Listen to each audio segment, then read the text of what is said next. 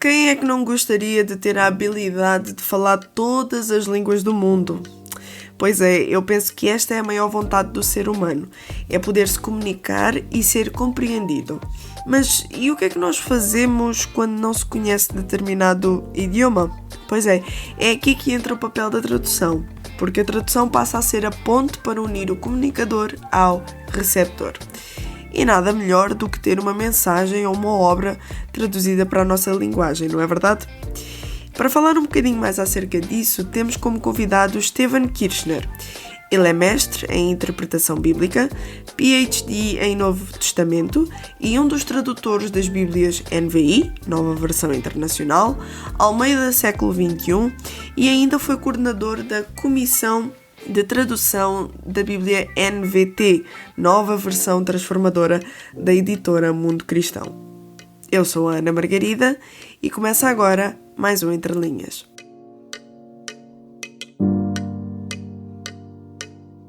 Steven, eu acredito que todos nós gostamos de ser bem compreendidos e bem entendidos naquilo que nós queremos passar na nossa comunicação. E ainda que às vezes o idioma ele possa ser um problema ou uma entrave, a verdade é que a tradução ela vem exatamente para criar essa ponte para que deixe de existir essa entrave. Na sua perspectiva, tendo em conta isto tudo, qual é que deve ser o papel maior ou a responsabilidade maior de um tradutor? Falando mais especificamente sobre tradução bíblica, eu acho que a ideia é de que seja algo acessível, particularmente àquela época, àquela geração, a tradução que se faz. Se nós pegarmos as traduções da Bíblia em português, temos, obviamente, aquela que já está na galeria das grandes traduções, tradicionalmente, João Ferreira de Almeida, e que trouxe um trabalho excelente, Sim. fenomenal para a época, inclusive. Mas nós estamos há quase 4 séculos distanciados daquela época, daquela geração, daquele momento histórico, e por isso ah, eu creio que tradução é uma tarefa inacabada. Não existem traduções definitivas. O que existe é um texto definitivo nas línguas originais da Bíblia, né? O hebraico, aramaico e grego. Mas nós não temos como estabelecer uma tradução dentro de um determinado contexto e dizer agora essa passa a valer para toda a eternidade.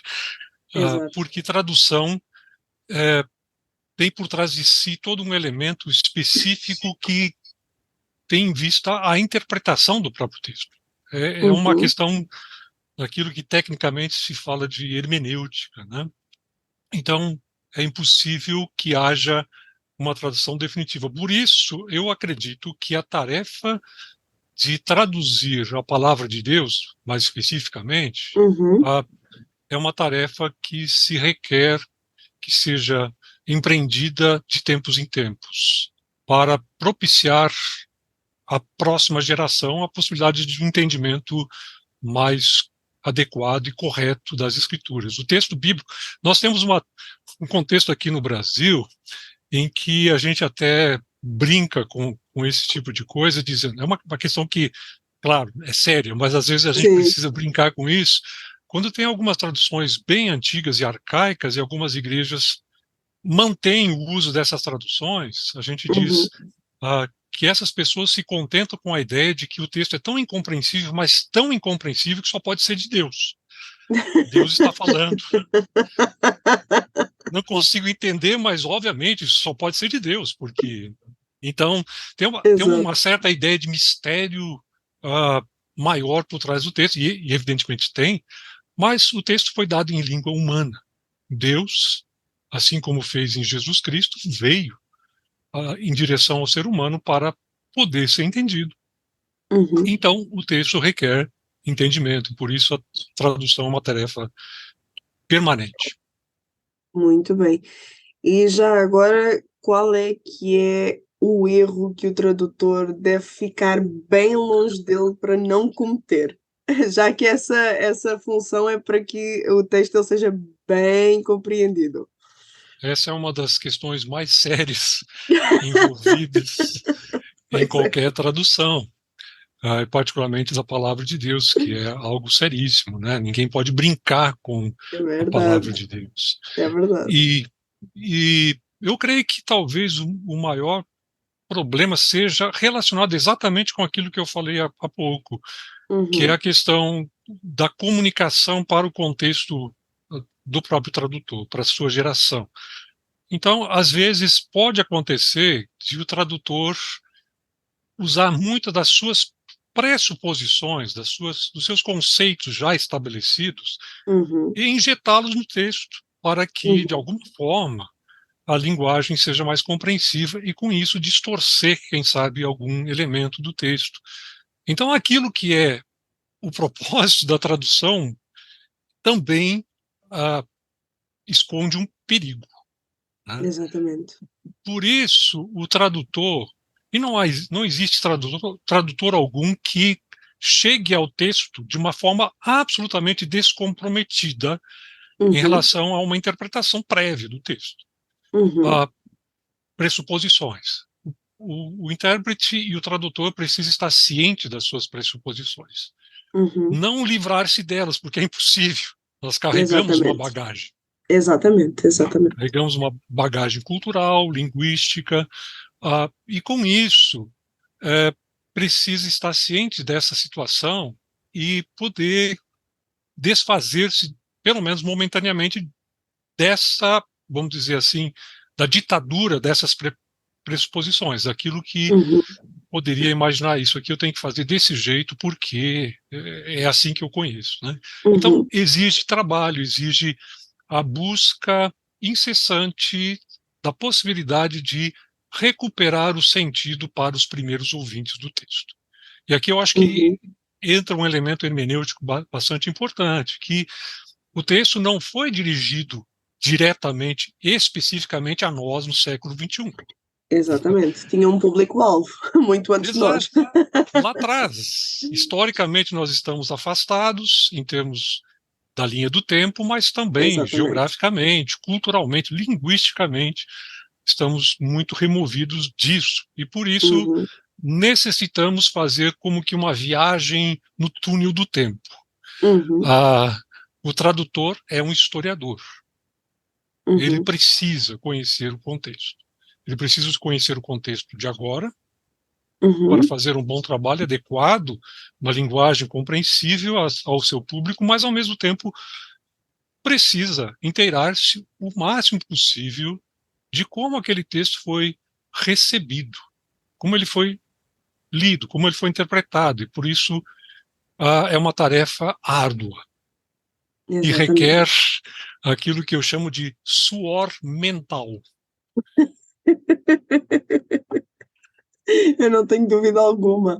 E no meio disso tudo, mesmo assim, nós encontramos tantas traduções da Bíblia, mas tantas traduções da Bíblia, que às vezes eu confesso que fica um pouquinho difícil de escolher a mais apropriada.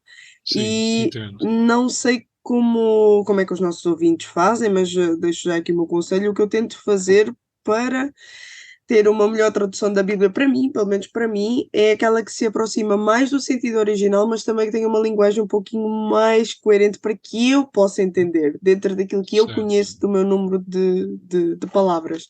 Mas no meio disso tudo, quais é que são os parâmetros usados para definir as traduções? Como é que funciona todo o processo? Bom, existem diferentes modelos de tradução da própria Bíblia. Uhum, Aquilo que nós temos originalmente a partir de João Ferreira de Almeida é uma tradução que tecnicamente se chama de mais formal, uhum, uma, uma linguagem ah, bastante da época, inclusive, né? Eu digo até que às vezes a tradução de João Ferreira de Almeida é mais, claro que ela é canônica, mas ela também é sim, camônica, porque Luís de Camões está por trás, né? exato, De exatamente. muito, Agora de muito, estava a fazer conexão, sim. que é brilhante, né? obviamente, uma literatura fenomenal, mas da época, que hoje a Uhum. gente conhece muito mais por apego afetivo, provavelmente, em Portugal, né, cultural, e aqui a gente aprecia em termos de literatura. Então, o que nós temos ali é um apego, inicialmente, da tradução às formas mais próximas daquilo que seriam as formas originais do texto. Uhum. Isso muitas vezes é possível, mas nem sempre ah, traduz corretamente o texto. Vou lhe dar Uhum. um exemplo muito simples. Primeiro Uhum. versículo da Bíblia, na língua hebraica, né? No princípio criou Deus os céus e a terra. Bereshit bara Elohim et hashamayim et haaretz. Uhum. Esse texto, a palavra que aparece para Deus, Elohim, é plural. É Uhum. plural de Deus.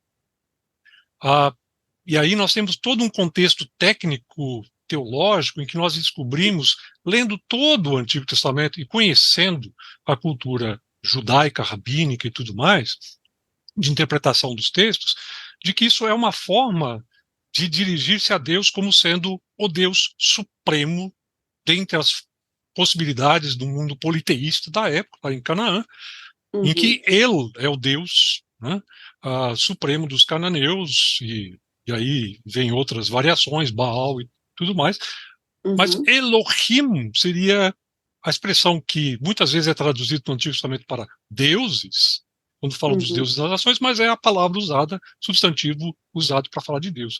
Então, se você for absolutamente ah, literalista em termos da tradução de Gênesis 1, você tem que dizer, no princípio criou deuses, os céus e a Uhum. terra.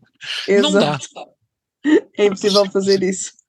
Então, logo no primeiro versículo da Bíblia, nós já temos um desafio de Uhum. que talvez a linguagem formal precisa também ter uma certa flexibilidade para atender a essas questões que são, né, desenvolvidas ao longo da história da própria língua que nós não conhecemos, que vem Uhum. lá de trás, né? A época pré-mosaica, antes de Moisés mesmo. Então, a, tem esse tipo de tradução. Eu participei de uma tradução assim em português, que é a, a tradução Almeida século XXI. Não sei se isso é Uhum. conhecido em Portugal. Edições Vida Nova, Ragnos, Sim. outras. Foi um grupo de editoras. Eu participei basicamente coordenando e editando a parte do Novo Testamento.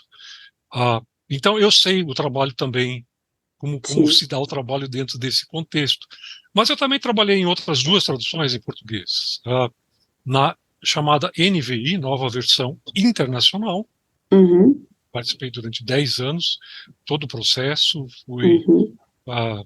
presidente da comissão exegética dessa tradução, ah, uma tradução que quebrou um pouco de alguns paradigmas quando surgiu em 2001, ah, que eram de romper um pouquinho com essa formalidade em relação ao texto. Nós Uhum. tínhamos aqui no Brasil, pelo menos, duas traduções básicas, que eram Almeida atualizada e Almeida corrigida, corrigida mais antiga, inclusive. Uhum. Ah, então, a NVI trouxe um sopro de alento em termos de uma tradução um pouco mais acessível, com um texto também, de uma certa forma, ah, muito formal em alguns aspectos, Sim. mas mais arejado, vamos dizer assim, né? Sim, sim. E mais recentemente eu participei, e aí talvez a ligação com edições Mundo Cristão, né? Editora Mundo Cristão, da NVT, Nova Versão Essa é a Transformadora. minha querida tradução. Essa aí eu não, desde que eu a descobri, nunca mais larguei. Ah, bom ouvir isso. E essa tradução tem como perspectiva algo um pouco que vai um pouquinho mais além da própria NVI, que é a ideia Uhum. de fazer um trabalho. A NVI tem um aspecto que se chama de tradução dinâmica, em que tem uma certa flexibilização em relação a possibilidades de traduções dos termos originais, mas sempre resguardando muito mais essa ideia um pouquinho mais formal. Uhum. Enquanto que a NVT, ela parte imediatamente para uma ideia um pouco mais livre, né? Em termos de tradução, não é uma paráfrase, Sim. uma paráfrase, the message, a mensagem do Sim, sim, sim, sim, Jim sim. Peterson vai muito mais nessa direção, embora tenha, claro, seu valor, né? Em termos de comunicação, pelo menos no Brasil, não sei se em Portugal também. Aqui Ah, também tem, sim. sim, Mas vejo que normalmente, bom, e depois também muda muito conforme as faixas etárias. Eu vejo claro, pessoas mais é para o velhas a público. usarem Almeida, Isso. e então só as gerações agora mais novas é que eu vejo mais NVI, NVT ou Uhum. a nova tradução. Da Bíblia na linguagem de hoje. Isso mesmo. Eu fico, Uhum. é NTLH. Às vezes eu perco-me nas siglas. Peço o Pois abecedário é, inteiro. sopa de letrinhas. Isso. Mas ah, com a NVT, a gente trouxe a possibilidade daquilo que poderia ser chamado de uma ah, equivalência funcional para o texto. Ou Uhum, seja, procurar se uma palavra em hebraico ou em grego requer duas ou três em português para que seja dito aquilo que precisa ser dito, para que uhum, seja compreendido no texto, se usa. Quando a tradução mais formal for adequada, tranquilo, mantém-se uhum, aquilo que é tradicional.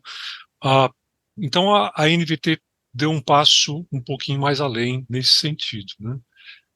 Eu diria que, inclusive, posso dar um exemplo de uma Força, tradução nesse sem sentido? dúvida. Ah, eu vou pregar nesse final de semana numa igreja em São Paulo. Eu não estou na cidade de São Paulo, estou no interior do estado de São Paulo. Sim, Ah, sim, sim. vou para a cidade de São Paulo no domingo pregar numa igreja ah, em Marcos, Evangelho de Marcos, capítulo 1, de 1 até 15. O início do Evangelho de Marcos diz assim, né, se você pegar a Almeida, vai dizer princípio do Evangelho de Jesus Cristo, Filho de Deus. A NVI vai mais ou menos na mesma direção, princípio do Evangelho de Jesus Cristo, Filho de Deus, basicamente a mesma coisa. Uhum, A NVT diz: este é o princípio das boas novas a respeito de Jesus Cristo, o Filho de Deus. uhum, Aqui dá para ver o que eu quero dizer com tradução de equivalência funcional. uhum, Evangelho é uma palavra grega que, inclusive, ela é anterior ao cristianismo. A gente acha que evangelho e cristianismo estão tão próximos que uhum, o evangelho deve ter surgido no momento em que o cristianismo surgiu. Não, evangelho era uma palavra grega que uhum, significava boa notícia, uma boa nova, né? O nascimento de um imperador romano era uma boa notícia para o mundo, um evangelho. uhum, Ah, exatamente. e essa palavra foi emprestada da língua grega para ter um conteúdo absolutamente avassalador, que é extraordinário, que é a boa notícia de que Deus vem ao mundo na forma de pessoa no seu Filho para trazer a redenção. Ah, Marcos é o único dos evangelhos que usa especificamente essa expressão, Uhum, evangelion no grego, né? Os outros, claro, são evangelhos também, mas Marcos é o que provavelmente veio primeiro e deu origem a esse gênero literário. Hoje em dia, por exemplo, a palavra evangelho no contexto nosso brasileiro, aqui, ela tem uma significação um pouco ambígua e difícil. uhum, Porque dentro do contexto dos chamados evangélicos, aqueles que se uhum, identificam com o evangelho, nós temos alguns segmentos um tanto quanto agressivos, uhum, uh, e que participam de agitações, de problemas, de questões políticas, de uma forma que não combina com a expressão evangelho. exatamente. Exatamente. Nós estamos atentos às notícias. Pois é. Nós temos visto, sim, sim. Então, a palavra evangelho, eu como estudioso da Bíblia, eu aprecio demais a palavra evangelho, porque ela está muito próxima da própria palavra grega. Mas eu percebo que hoje em dia nós temos que afirmar com toda a força, com todo o volume da nossa Uhum, voz e na nossa vida também, aquilo que o evangelho é, de fato, boa exato. notícia. Eu não posso imprimir uma atitude agressiva e de ódio a quem não pensa como eu politicamente. Exatamente. E dizer que isso é evangelho. Não existe um evangelho do ódio. Uhum. O que existe é uma boa notícia. Então, eu acho que a NVT veio em boa hora trazendo, por exemplo, esse tipo de tradução, né, Uhum. de tradução mais funcional do texto. E no meio disso tudo, da forma como ela já foi adaptada, a palavra de Deus, não é? E já foi traduzida, será que às vezes não existe um certo receio ou um certo medo de perder a verdadeira essência dela?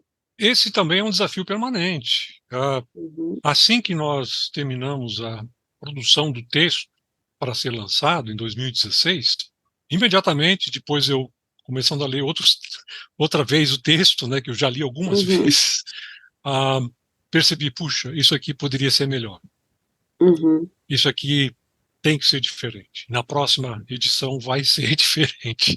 Então, uhum, existe a necessidade de revisão permanente do texto. Porque, como eu falei, nenhuma tradução é definitiva. O grande problema para o público em geral, e é isso que você estava perguntando antes também, ah, uhum, é essa talvez impossibilidade de entender, de conhecer as línguas originais e por isso fazer o seu veredito de uma forma mais objetiva. Então, uhum, qual é, como é que o leitor comum entende que o texto é fiel ou não? uhum, Normalmente pelas autoridades que definem isso, seu pastor, um teólogo que diz esse é o texto que tem que ser usado, né? Ah, uhum, por quê? Porque não tem acesso de primeira mão, talvez, aos textos originais. O, o ideal seria que pudessem todos ler o grego, o hebraico, o aramaico, mas isso é um sonho impossível, né? Então, ah, somente alguns de nós, um tanto quanto doidos da cabeça, né, que fazemos isso. Ah, mas a gente talvez presta um uhum, serviço à igreja nesse sentido. E aí eu imagino que ah, seja necessário ter muita clareza quanto àquilo que se propõe como tradução. A NVT tem mais de 4.000 notas de rodapé. É a Bíblia em português que tem mais notas de rodapé. E não estou falando de Bíblia de estudo, uhum, é o texto mesmo. exatamente. Colocando lá possibilidade de outra tradução, quando a gente tem Sim. alguma dúvida. Nós escolhemos essa aqui por acharmos que ah, parece que é o que o texto sugere de si mesmo, mas Uhum, existem outras possibilidades. E aqui estamos sendo honestos com o leitor. Quer dizer, isso é uma coisa um tanto quanto estranha para o público em geral, de entender por que se faz isso, né? Mas uhum, é porque precisamos ter honestidade intelectual diante de Deus e do povo de Deus e dizer, olha, essa tradução não é a tradução definitiva e não é necessariamente a única tradução possível da palavra de Deus.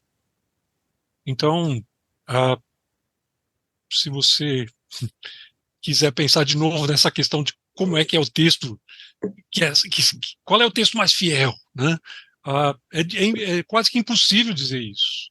uhum, Ah, o que nós precisamos é procurar aquilo que é feito de uma maneira séria, honesta e que dê sinais disso, eu diria, né?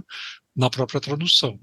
Ah, e a partir disso, entender que a palavra de Deus, no fundo, é um grande milagre.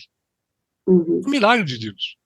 uhum, Porque como um texto escrito por seres humanos, em línguas diferentes, pode dizer alguma coisa tão sublime, né? uhum, Ah, é análogo, vamos dizer assim, à própria encarnação do Filho de Deus. Como é que nós podemos olhar para Jesus de Nazaré e dizer, aqui eu vejo o rosto de Deus?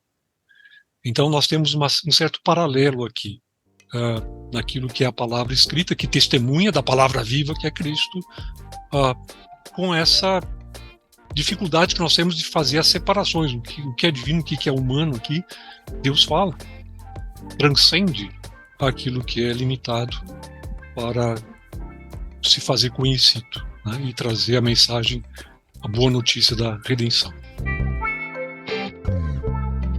O Entre Linhas contou com a participação especial de Esteban Kirchner e com a apresentação de Ana Margarida.